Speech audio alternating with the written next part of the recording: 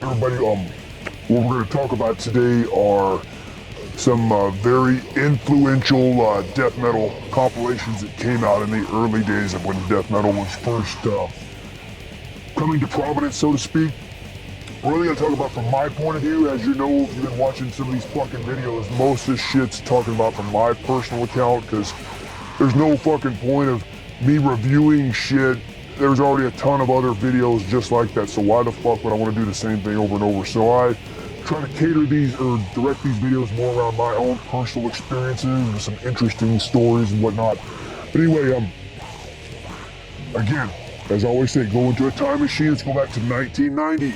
1990, I was into thrash metal, hardcore, punk, agnostic front, Metallica, Slayer, whatever.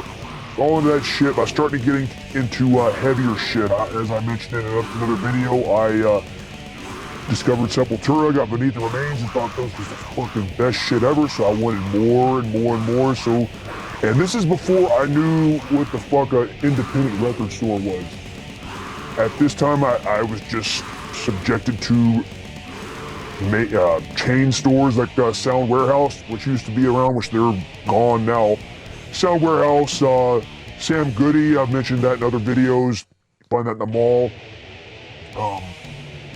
Fucking Walmart. So obviously, Walmart fucking sucked, but some of these stores in the malls had decent shit. But one store in particular was called Trax. It was Trax. It was in the malls, and it actually had a pretty good selection for what it was. And that's where I would go to buy a lot of things before I discovered independent music stores. But I'm going to talk about that in another video because that's a really interesting time. But at this point, I think I was 16 or so, looking for some more heavy shit. So I go to Trax looking for some stuff. And this compilation here, I'm sure a lot of other people can relate to this as well. This At Death's Door. This comp was when I got this shit, I was blown away. When I got it, I had already known of Sepultura, and I actually knew of Death as well. But there was a lot of these other bands that were at the time were new to me. On here is the first time I discovered fucking Deicide. On this compilation, I'm sure a lot of other people as well. So that shit blew me away. I knew that was evil as fuck sounding shit, so I wanted to know more about that. A lot of good stuff on here. Morgoth, Sadist, Exhorter, who I really liked Exhorter, even though they're really not death metal, so to speak, but they fit all right on here. So I think actually on this comp, besides Death and Sepultura, all these bands were new to me at the time. Obituary, Malevolent Creation, Believer. Remember Believer was a Christian death metal kind of band, but they were pretty good too. Cerebral Fix, Atrocity, that first album was so fucking good. Pestilence. But looking back on this with these new bands that they were new to me back then, 1990, the ones that stood out the most to me were Pestilence and Deicide. I mean, that's especially Pestilence, Out of the Body, fucking brutal ass song. So I don't know, this comp definitely opened some doors for me to learn more things. And then right after that, I discovered Death is Just the Beginning. Nuclear Blast compilation, great shit. Of course, here I'm still a little fucking kid learning all these, or teenager rather, learn about all these new bands, learn about Righteous Pigs, Dismember, Incubus, the thrash metal Incubus, not that other fucking crap. Master, Abomination, Pungent Stench, Benediction. I don't remember if I had that or not at the point when I got this. But anyway, when I got this though, these two compilations were really what opened the door for me into this shit. Absolutely love them. I mean, of course there's others, part 2, Death is Just the Beginning, and then At Death's Door part 2. These came out later, these both were 93, I think. I mean, by this time though, these came out, I was already engulfed into shit, and I was already into moving on to more obscure crap than this at that time. Other compilations, if you remember doing tape trading, people would trade demos and sell demos, and I had got some pretty influential compilations. But I'm gonna make another video about this shit. But if you remember, those of you that were around back then, there was no internet, no fucking magazine, so basically you would trade magazines or zines or demos, and everybody would pass these things around.